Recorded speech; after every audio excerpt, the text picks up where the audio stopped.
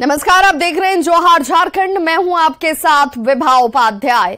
रांची के सबसे बड़े व्यवसायियों में से एक और न्यूक्लियस मॉल के प्रमोटर विष्णु अग्रवाल सवालों का सामना करने के लिए ईडी दफ्तर पहुंचे हुए हैं, जहां पर उनसे अरबों रुपए के लैंड स्कैम में पूछताछ होगी। ईडी की ओर से जारी सम्मन पर वो दूसरी बार जांच एजेंसी के दफ्तर पहुंचे हैं। ज्यादा जानकारी दे रहे हैं न्यूज़ 18 संवाददाता ओम प्रकाश। रांची के प्रमुख व्यवसायी विष्णु अग्रवाल इस वक्त रांची के ईडी दफ्तर पहुंचे हैं। बता दें कि विष्णु अग्रवाल से जमीन मामले को लेकर पूछताछ की जाएगी और इसी सिलसिले में उन्हें समन किया गया था। पिछली बार जो समन किया गया था उस वक्त विष्णु अग्रवाल ने अपनी बीमारी का हवाला दिया था, ऑपरेशन हुआ था, उस चीज को लेकर अपनी बातों को रखा था, जिसके बाद उन्हें लौटा दिया गया था। उस वक्त इनसे पूछताछ नहीं हुई थी, लेकिन पूरे मामले को लेकर आपको बताने की कोशिश करेंगे कि चेशायर होम सहित अन्य जमीन के मामले को लेकर विष्णु अग्रवाल से आज पूछताछ होनी है। बताया जा रहा है कि विष्णु अग्रवाल से जो पूछताछ होगी उसमें उनके खिलाफ भी कई साक्ष्य मिल चुके हैं, कई दस्तावेज जो हैं वो ईडी के पास मौजूद है। इस वजह से ये पूछताछ काफी अहम मानी जा रही है, क्योंकि चेशायर होम जमीन को लेकर रैयत ने जो अपनी बातों को ईडी के समक्ष रखा था उसमें कई बातें जो हैं वो सामने आई थी। उसमें जो दस्तावेज मिले थे, जो दूसरे पक्ष के द्वारा दिए गए थे, वो कहीं ना कहीं उस मामले में वो दस्तावेज फॉरेंसिक जांच के बाद फर्जी पाए गए थे, जिस वजह से ईडी ने विष्णु अग्रवाल को समन किया है। बता दें कि चेशायर होम की जमीन को दूसरे खरीदार के रूप में विष्णु अग्रवाल ने खरीदा था और उसी सिलसिले में ये पूछताछ जो है वो की जा रही है। वहीं इसके साथ ही सिरमटोली स्थित एक सेना की जमीन से जुड़ा हुआ भी मामला है, जहां पर सेना का कब्जा हुआ करता था। उस जमीन को लेकर भी कई साक्ष्य जो हैं वो ईडी को मिले हैं और उससे संबंधित सवाल भी जो हैं वो विष्णु अग्रवाल से पूछे जाएंगे। तो अब देखना होगा कि इस सवालात और जो पूछताछ का दौर चलेगा उससे विष्णु अग्रवाल को क्या कुछ परेशानियों का सामना करना पड़ता है या फिर ईडी का जो अगला कदम होगा वो किस तरह से होगा। कैमरामैन प्रभाकर के साथ ओम प्रकाश, न्यूज़ 18 रांची। वहीं जनसंपर्क अभियान के दौरान बीजेपी प्रभारी लक्ष्मीकांत वाजपेयी रामगढ़ पहुंचे। उन्होंने कोयलांचल के कई बुद्धिजीवियों से मुलाकात की और उन्हें मोदी सरकार के कार्यकाल में चल रही विकास योजनाओं की जानकारी दी। उन्होंने आरोप लगाया कि हेमंत सरकार ने जनता से किया कोई भी वादा पूरा नहीं किया है, न बेरोजगारों को नौकरी मिली और न ही गरीब को अन्न का दाना। हर गांव हर मोहल्ले तक जाने का अभियान है और इसमें चौखट पर जाकर हम आदरणीय मोदी जी के 9 साल के काम के बारे में बता रहे हैं। और हम बता ही नहीं रहे, जैसे हमने आपके सामने किया, हम पूछ भी रहे हैं कि हमारे लिए कोई और आपका सुझाव हो तो दीजिए। सामान्यतः जनमानस में देखिए, जो हमारा सपोर्टर है वो तो कोई दिक्कत नहीं है, लेकिन जो लोग हमारे विपरीत भी हैं लेकिन किसी राजनीतिक दल से संबद्ध नहीं है, वो व्यक्ति ये कह रहे हैं कि हमको दिल्ली के चुनाव में, लोकसभा के चुनाव में नरेंद्र मोदी के अलावा और कोई व्यक्ति नहीं, नरेंद्र मोदी और भाजपा। उनका कहना है कि भारत माता अगर सुरक्षित है तो नरेंद्र मोदी के हाथ में सुरक्षित है। ऐसा पूरे देश की सामान्य जनमानस और चौखट में बैठी हुई माँ, बहन, बहू, बेटी का भी मत यह है कि दिल्ली में मोदी सरकार, राज्य में बात करेंगे।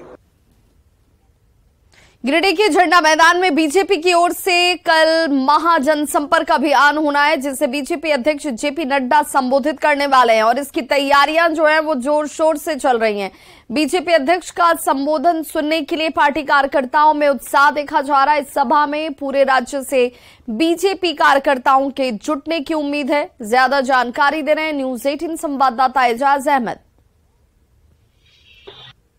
भाजपा के द्वारा देश भर में महाजनसंपर्क अभियान चलाया जा रहा है और इसी अभियान के तहत भाजपा के राष्ट्रीय अध्यक्ष जेपी नड्डा का आगमन आगामी 22 जून यानी कल ही गिरिडीह में होने जा रहा है, जिसे लेकर के भव्य तैयारियां की जा रही है झंडा मैदान में। आपको झंडा मैदान की तस्वीरें मैं दिखा रहा हूं कि तस्वीरों में आप साफ देख सकते हैं कि कितना भव्य तैयारी की जा रही है और पिछले कई दिनों से ये तैयारियां चल रही है। यहाँ पे 3 बड़े बड़े पंडाल वाटरप्रूफ बनाए जा रहे हैं। इसके अलावा बताया जा रहा है लगभग 30 से 40 हज़ार लोगों की बैठने की भी यहाँ पे व्यवस्था की जा रही है। आप साफ देख सकते हैं कि कुर्सियाँ लगाई जा रही है और कल ही यानी 22 जून को जेपी नड्डा का आगमन होने जा रहा है। यह एक उत्सव का अवसर है कि हमारे माननीय राष्ट्रीय अध्यक्ष जगत प्रकाश नड्डा जी का आगमन इस गिरिडीह की पावन धरती पर हो रहा है और हर भारतीय जनता पार्टी का एक एक कार्यकर्ता उनके आने की तैयारी में, उनके स्वागत की तैयारी में लगा हुआ है। और जैसा कि आप देख ही रहे होंगे, झंडा मैदान की तैयारियां लगभग अपने अंतिम चरण पर हैं,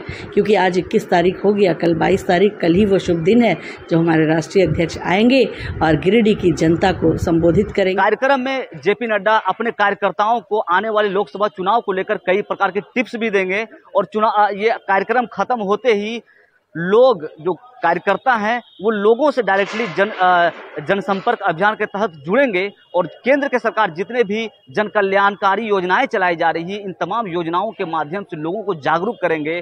और जिस प्रकार यहाँ पे पिछले चुनाव में 14 में से 13 सीटों पर भाजपा ने विजय प्राप्त किया था, इसे कहीं ना कहीं फिर से बरकरार रखने की कोशिश करेंगे। गिरिडीह से न्यूज़ 18 के लिए मैं एजाज अहमद। साहिबगंज के सोगले टोले के गांव वालों ने मंगलवार की रात झाड़ फूंक करने वाले आधा दर्जन ओझा को पकड़ लिया और उनकी पिटाई कर डाली। यही नहीं, उन्हें रात भर बंधक बनाए रखा गया। बोरिया पुलिस जो है वो सुबह उन्हें मुक्त कराती है।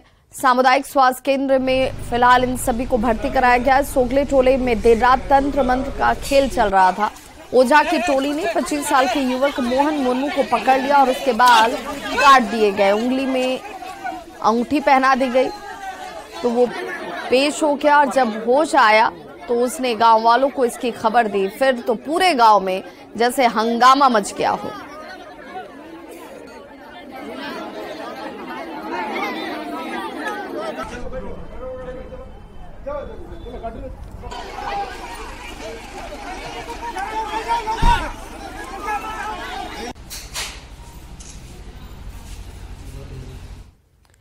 गढ़वा में सोन नदी पर नाव चलाने को लेकर नाविकों और प्रशासन के बीच विवाद गहराता जा रहा है। दरअसल कांडी प्रखंड के श्रीनगर घाट से बिहार के रोहतास के बीच दिन भर नाव चलती है और इसी नाव से श्रीनगर गांव के 27 चौधरी परिवारों की जीविका चलती है। पर प्रशासन ने विवाद का बहाना बनाकर पिछले 3 माह से श्रीनगर घाट का टेंडर ही रोक रखा है और इसकी वजह से इस पर निर्भर नाविकों और उनके परिवारों के सामने भूखमरी की नौबत आ गई है। प्रशासन की मनमानी से नाराज नाविकों ने आत्मदाह करने की धमकी दी है।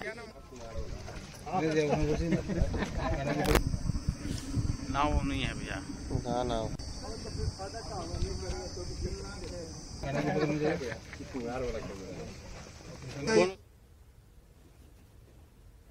दिक्कत यही आ रहा है, हम लोग सभी जगह से परेशान हो गए, सभी साहब के पास गए, कोई सुनवाई नहीं हो रहा है। तो फिर इसके बाद हम विकास भैया के पास आए हैं, इनसे हम सहायता के लिए पुकार रहे हैं, गुहार कर रहे हैं। अगर इसका हमारा नहीं काम हुआ तो ब्लॉक करेंगे, ब्लॉक से भी काम नहीं हुआ तो हम तो आत्मदाह करने के लिए हम लोग तैयार हैं। 27 चौधरी परिवार कहाँ से कैसे किए, 2 लोगों को दे दिए मनमानी ढंग से, इसीलिए हम लोग मिली भगत है इसमें मिली भगत तो क्या हो सकता है, वीडियो हो सकता है, सीओ हो सकता है, अधिकारी हो सकता है। अभी इस नाव घाट से नहीं चले, कितना लोगों को परेशानी होती है? बहुत परेशानी है। यहाँ 27 लोग एक दिन है और 2 लोगों को दिया गया है। इन्होंने सारा प्रक्रिया को धत्ता बताते हुए अपने चहेते कुछ लोग हैं वो उनसे पैसा का लेन देन किए हैं। ये बात जग जाहिर है। इसमें video Kandi video Manoj Tiwari CO और डीडीसी और जिला परिषद अध्यक्ष सभी लोग मिलकर इसमें पैसा का खेल हुआ और अपने मनमाफी के चहेते लोग को इन लोग घाट संचालन का जिम्मा दे दिया गया है।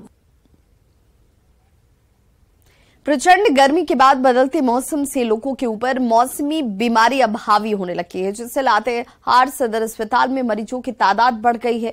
अस्पताल में इन दिनों लू लगना, दस्त, उल्टी, बुखार और डायरिया जैसी बीमारी के मामले अधिक आ रहे हैं।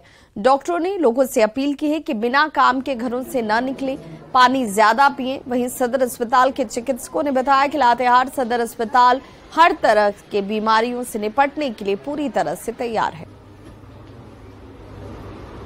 प्रचंड गर्मी के बाद बदलते मौसम में लातेहार में इन दिनों सदर अस्पताल में मरीजों की भीड़ में इजाफा हुई है। कहीं न कहीं मौसमी परिवर्तन के बाद जो कुछ मौसमी बीमारियां हैं वो काफी बढ़ रही है। वैसे में लातेहार सदर अस्पताल पूरी तरह से तैयार और मुस्तैद है। हम बात करना चाहेंगे चिकित्सक से कि किस तरह की बीमारियां इस बार बढ़ी है सर और क्या तैयारियां हैं? अभी हाल के दिनों में डायरिया, डिसेंट्री का केस सबसे ज्यादा था। हमारे यहाँ पूरा वार्ड था आईसीयू और ये गर्मी इतना ज्यादा था कि डायरिया डिसेंट्री कम हो गया। उस कंडीशन में था लिक्विडेट ज़्यादा लें, घरों से बाहर कम निकले जब बहुत ज़्यादा धूप हो, और निकले भी तो छाता वगैरह घंटे होती है। हमेशा अपने बॉडी को डिहाइड्रेट करते हैं। डिहाइड्रेशन बहुत जरूरी चीज़ है, क्योंकि हमारे जब गर्मी पड़ता है तो शरीर से जो फ्लूइड निकलता है तो सोडियम पोटेशियम निकलता है। सदर अस्पताल पूरी तरह से तैयार और मुस्तैद है, और साथ ही साथ डॉक्टर साहब ने कई सारे लोगों को सलाह भी दी जिन्हें मानने के बाद बहुत स्वस्थ रह सकते हैं। लातेहार से न्यूज़ 18 के लिए विकास तिवारी। रांची में अंतर्राष्ट्रीय योग दिवस पर योग क्लास का आयोजन किया गया और इस दौरान योग गुरु संजय ने सभी को योग की अहमियत बताई। योग गुरु ने बताया कि योग के माध्यम से कैसे आज के समय में योग को दैनिक जीवन में शामिल कर मन और मस्तिष्क दोनों को शांत रखा जा सकता है। वहीं योग करने वालों ने भी योग के फायदे बताए।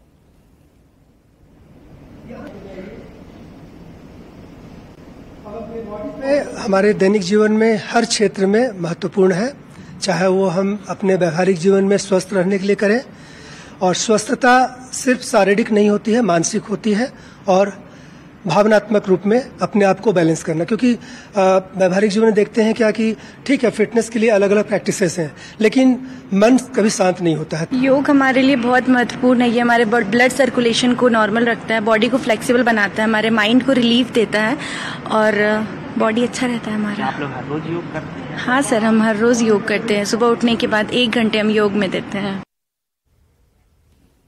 धोखाधड़ी के आरोपों से घिरी बॉलीवुड की चर्चित अभिनेत्री अमीषा पटेल की अर्जी रांची की कोर्ट ने मंजूर कर ली है, पर उन्हें आगामी 10 जुलाई को होने वाले सुनवाई में सशरीर पेश होना होगा। दरअसल चेक बाउंस केस में उन्हें आज अदालत में पेश होना था, पर मोहाली में जरूरी काम का हवाला देकर उन्होंने व्यक्तिगत पेशी से छूट की मांग की, जिसे अदालत ने स्वीकार कर लिया। ये मामला साल 2017 का है, जब रांची के फिल्म निर्माता अजय सिंह ने फिल्म देसी मैजिक बनाने के नाम पर 2.5 करोड़ रुपए अमीषा पटेल को दिए, पर फिल्म में काम नहीं किया गया। जब पैसे लौटाने की बारी आई तो उनका चेक बाउंस हो जाता है और इसके बाद निर्माता अजय सिंह ने उन पर केस कर दिया। इसी मामले में वो 17 जून को रांची कोर्ट में पेश हुई थी और इसके बाद उन्हें अदालत ने जमानत दे दी थी। अभिनेत्री अमीषा पटेल चेक बाउंस मामले में रांची सिविल कोर्ट ने आज 21 जून को अमीषा पटेल को कोर्ट के समक्ष पेश होने का निर्देश दिया था, जहां पर जो अभिनेत्री है वहां नहीं पहुंची और उसके बजाय उन्होंने एक अर्जी दाखिल कर दिया है, जिसमें उन्होंने मेंशन किया कि वो मोहाली में किसी जरूरी कार्यक्रम से बिजी है और वो कोर्ट के समक्ष नहीं आ सकती है। इस अर्जी को कोर्ट ने स्वीकार कर लिया है। ये पूरा मामला 2017 का है, जहां पर शिकायतकर्ता ने चेक बाउंस मामले में अमीषा पटेल के खिलाफ कोर्ट में शिकायत दर्ज की थी। रूपाली त्रिपाठी, न्यूज़ 18 रांची। रामगढ़ में गर्मी के प्रकोप से नलकारी नदी पूरी तरह से सूख चुकी है। नलकारी नदी के सूखने की वजह से पतरातू डैम का जलस्तर भी नीचे चला गया है। नलकारी नदी रांची से बहती हुई पतरातू घाटी के रास्ते हरिहरपुर के पास रामगढ़ के पतरातू में प्रवेश करती है और कभी पानी से लबालब रहने वाली नलकारी नदी आज गर्मी के प्रकोप से देखिए पूरी तरह से सूखी हुई नजर आ रही है, जैसे गायब हो गई हो। इसके चलते फसल जो है उस पर असर पड़ रहा है और पतरातू के गांव-गांव में पेयजल संकट गहरा गया है। ज्यादा जानकारी दे रहे हैं न्यूज़ 18 संवाददाता जावेद खान। इस वक्त मैं मौजूद हूं पतरातू प्रखंड के हरिहरपुर में। आप हमारे पीछे देख सकते हैं, ये नलकारी नदी है। इसी नलकारी नदी पर पतरातू डैम स्थित है, यानी कि पतरातू डैम का जल स्रोत का मुख्य साधन जो है ये नलकारी नदी ही है। लेकिन नलकारी नदी आप देख सकते हैं कैमरे के माध्यम से पूरे तरीके से सूख चुका है। दूसरी ओर आप देख सकते हैं पुलिया देख रहे हैं, पुलिया के पास में ही पिछले बार जो है 5 पर्यटक जो कार समेत बहे थे वहीं से बह करके पतरातू डैम में चले गए थे। लेकिन अभी आप देख सकते हैं भीषण गर्मी में नलकारी नदी जो है बूंद बूंद पानी के लिए तरस रही है, यानी कि नलकारी नदी पूरे तरीके से सूख चुकी है। इसके कारण पतरातू डैम के जल स्तर पर भी असर पड़ा है और आसपास के जो गांव हैं वहां के कुएं, तालाब और सारा चापाकल भी सूख चुके हैं। सूख गया है, आदमी के बहुत तरीका से भी दिक्कत हो रहा है सब कुछ का, और बैल गरु सब छगरी सब पीने खाने में बहुत दिक्कत हो रहा है। आदमी सब के भी बहुत दिक्कत हो रहा है। बारिश झाड़ी जो लगाए हैं खेती बाड़ी वो भी दिक्कत, समस्या बहुत खराब है। नलकारी जो पुल है, नदी है, ये पतरातू डैम से ही है और इसका असर डैम पे भी है और अगल बगल के गाँवों में भी है। बैल बकरी साग सब्जी में भी है, बहुत दिक्कत है। तो चापाकल कुआं सब सूख गया है तो ऐसा पहली बार हुआ है? ऐसा पहली बार हुआ है। गर्मी ज्यादा पड़ रहा है? गर्मी पड़ रहा है, इसलिए सब सूख गया है। तो आप लोग अभी पानी के लिए कहाँ जाते हैं? फिर पानी के लिए थोड़ा सा बचल है, अभी गढ़िला उसी पर नहाते हैं। सब मर गया और यहाँ पे नहाने आते हैं, थोड़ा पानी है वहीं पर। अच्छा, इसको गड्ढा करके पानी जमा किए हैं, उसके बाद वहीं पर नहाते हैं सब। तो ऐसा कितने दिनों के बाद हुआ कि नलकारी सूख गया है? अब 3 महीने से सूख गया है। कि नलकारी नदी पूरी तरीके से सूख चुकी है। लोग बारिश का इंतजार कर रहे हैं ताकि नलकारी नदी में पानी आए और आसपास के क्षेत्रों का जल स्तर जो है ठीक हो पाए। जावेद खान, न्यूज 18, रामगढ़। रांची में पशुपालन विभाग के दफ्तर में झारखंड गौ सेवा आयोग के नए अध्यक्ष राजीव रंजन प्रसाद और उपाध्यक्ष राजू गिरी ने पदभार ग्रहण कर लिया। इस मौके पर झारखंड प्रदेश कांग्रेस अध्यक्ष राजेश ठाकुर भी मौजूद थे। 7 जनवरी 2006 को पहली बार गौ सेवा आयोग बनाया गया था, पर 2009 से आयोग के अध्यक्ष और उपाध्यक्ष का पद खाली पड़ा हुआ था। 14 साल बाद अब आयोग को अध्यक्ष और उपाध्यक्ष मिला है। इस आयोग पर झारखंड की 23 गौशाला की जिम्मेदारी होगी। पदभार ग्रहण करने के बाद अध्यक्ष और उपाध्यक्ष ने बीजेपी पर निशाना साधते हुए कहा कि गौ सेवा का दावा करने वालों ने अब तक गौ सेवा के लिए कुछ नहीं किया, पर वो अपनी जिम्मेदारी पूरी ईमानदारी से निभाएंगे। कि मुझे पूरे शून्य से पूरा शुरू करना है और जो उम्मीदें जो गौशालाओं को आज हम लोगों के पदस्थापन से हुई है, मैं उस पर अक्षरशः खरा उतरने का पूरा प्रयास करूंगा। मैं धन्यवाद देता हूं हमारे केंद्रीय नेतृत्व का, हमारे प्रदेश नेतृत्व, जिन्होंने स्वयं यहाँ उपस्थित होकर के हम लोगों का हौसला बढ़ाने का काम किया है। और ये कार्यकर्ताओं में भी इस बात का एक संचार गया कि जो लोग संगठन के अंदर पूरी ईमानदारी नेम निष्ठा से काम करते हैं उनको जरूर अवसर मिलता है। भाई राजू गिरी जी हमारे उपाध्यक्ष के रूप में हमारे सहयोगी, हम लोग एक टीम वर्क बना करके काम करने वाले हैं। होती है ये 0 है, 0 से हम लोग को गौशाला में झारखंड में एक ऐसे इतिहास बनाएंगे कि हमारे सुप्रीमो का, हमारे पार्टी का भी सर ऊंचा हो। हमारे दोनों भाई हैं, प्रेसिडेंट साहब हैं, हमें उनका भी सर ऊंचा हो, कोई हम लोग का उंगली उठाने। झारखंड में सरकार के मॉडल स्कूलों पर इदारे और अफसर जो है अफसोस जताए जाते हैं। ये तय कर पाना मुश्किल है। कहीं पहले 7 साल से स्कूल के निर्माण का काम पूरा नहीं हो पाया, तो कहीं भवन बनने के बाद भी बच्चों को स्कूल में पढ़ना नसीब नहीं हुआ। आखिर ऐसा क्यों है, देखिए इस रिपोर्ट में। ये है रांची के सापोरम गांव का मॉडल स्कूल। देखने में भव्य, सभी सुविधाओं से लैस, पर इस भवन की भव्यता बस दिखाने भर की है। करीब 2 करोड़ 98 लाख रुपए खर्च करके बनाए गए स्कूल के मेन गेट पर ताला लटका हुआ है। कोई भी बच्चा यहाँ पढ़ने नहीं आता। क्यों? इस बात का जवाब आप गांव वालों से ही सुन लीजिए। रोड के तो बहुत प्रॉब्लम है, रोड नहीं रहने से बच्चा तो आ नहीं पाएंगे। दूसरी बात, यहाँ अगर किसी बहुत कष्ट से आएंगे तो फिर ना तो स्कूल में लाइन है, लाइन का व्यवस्था भी नहीं है। यहाँ हैंड ओवर तक आज तक किया हुआ नहीं है। सबसे तो प्रॉब्लम यह है, अगर इस स्कूल में शायद खुला रहता, चालू रहता इस स्कूल, तो शायद हमारा बच्चा इस जगह पढ़ते तो बहुत अच्छा होता है। मेरा बच्ची भी पढ़ती है मॉडल स्कूल में, यहाँ से सोच जाती है, बहुत परेशान है। अगर यही स्कूल जो है सोच में चल रहा है, कितना किलोमीटर है? 20 किलोमीटर होगा। मंडार के गुडगुड जाड़ी मॉडल स्कूल का भी कुछ ऐसा ही हाल है, या यूँ कहें कि उससे भी बदतर, क्योंकि यहाँ के मॉडल स्कूल के निर्माण का काम पिछले 7 साल से अधूरा पड़ा है। स्टार्टिंग है लेकिन काम और अभी तक पूरी नहीं हुई है। अब इसका रीजन हो सकता है सरकार पैसे अलॉटमेंट नहीं कर रही होगी और ज्यादा जानकारी तो नहीं है। कोई आता है कि नहीं, अधिकारी, विधायक, कोई शिक्षा विभाग के लोग? हमारे पूर्व विधायक और पूर्व मंत्री बंधु तिर्की आए थे 1.5 साल पहले और यहाँ बैठक उठक करके गए थे और बात हुई थी। उसमें इंजीनियर ठेकेदार साहब आए थे और बोले थे कि बहुत जल्दी स्कूल ऑनगोइंग होगा। राज्य में ऐसे कई मॉडल स्कूल विभाग की लापरवाही और भ्रष्टाचार की भेंट चढ़ चुके हैं।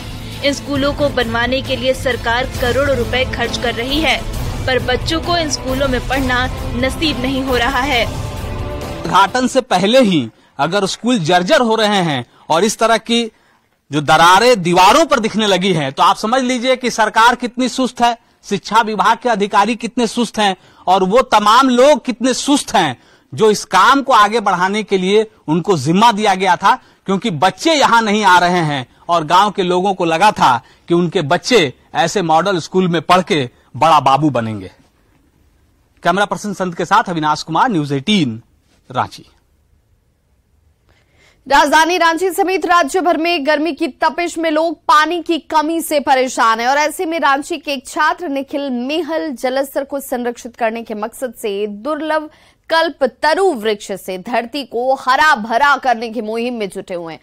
दरअसल पुराणों के अनुसार समुद्र मंथन से निकला कल्पतरु का पौधा जल संरक्षण के लिए वरदान माना जाता है। निखिल अब तक 2100 कल्पतरु के नए पौधे तैयार कर चुके हैं और अपनी इस मुहिम के तहत राज्य भर में अलग अलग जगहों पर 150 पौधों को वो लगा भी चुके हैं। सिर्फ इतना ही नहीं, अपने घर में वो 250 नए पौधे भी बीज से तैयार कर चुके हैं, जिन्हें रोपण की अब तैयारी है।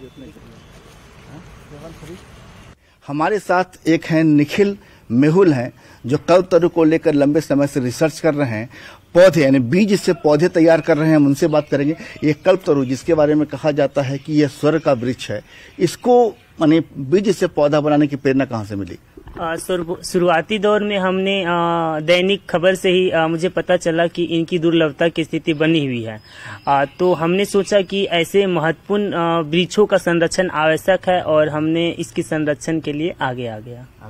तो अब तक आपने कितने पौधों को तैयार किया है? अभी मैं विगत 3 वर्षों पे इसके संरक्षण के लिए कार्य कर रहा हूँ और अभी मैंने 2100 से ज्यादा कल्प वृक्ष के पौधे तैयार किए हैं। 2100 से ज्यादा? जी। अच्छा, आप किसी को लगाने के लिए भी पौधे देते हैं कि कोई अपने अगर लगाने के शौकीन हो, लगाना चाहते हो तो देते हैं आप? हाँ बिल्कुल, मैं स्वेच्छा से भी विभिन्न सामाजिक स्थानों में स्कूल, शैक्षणिक स्थान और व्यक्तियों को भी देता हूँ और ये बिल्कुल निःशुल्क उपलब्ध है। हाँ, लेकिन उन्हीं व्यक्तियों को देता हूँ जो इसकी संरक्षण और सुरक्षा की जिम्मेवारी लेते हैं। अच्छा, ये बताइए कि अब तक झारखंड की बात करें तो आपने झारखंड में, एक तो देश भर में 9 वयस्क के पेड़ हैं और उसमें 3 झारखंड में, रांची में है। तो ये बताइए कि आपने झारखंड में कुल कितने पौधे लगवाए हैं अब तक?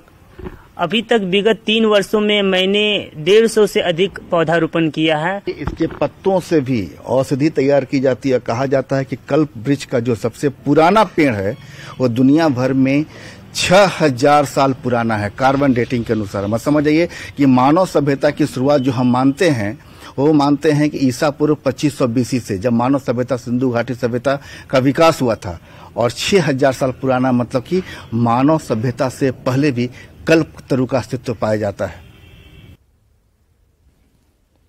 लोहरदगा के गांव में मानसून की पहली बारिश आफत बनकर बरसी। बारिश के साथ वज्रपात की चपेट में आने से 3 गांव वालों की मौत हो गई, जबकि 4 लोग गंभीर रूप से घायल बताए जा रहे हैं। पहली घटना पेशरार के बालीडीह में हुई, जहां पर ठनका गिरने से 2 लोगों की मौत हो गई और 2 लोग घायल हो गए। वहीं दूसरी घटना पेशरार के रोदद गांव में हुई, जहां पर वज्रपात से बच्चे की मौत हो गई और मां घायल हो गई। जबकि तीसरी घटना सेन्हा के बंसरी गांव में हुई, जहां एक महिला वज्रपात में घायल हो गई। इसमें 2 ब्रॉड डेथ था और 2 की कंडीशन नॉर्मल है। जनरली वज्रपात में देखा जाता है कि जो वज्रपात के समय में मर गया तो मर गया, जो बच गया वो लोगों को बच जाता है। ये आप लोगों को भी नॉलेज रखिए।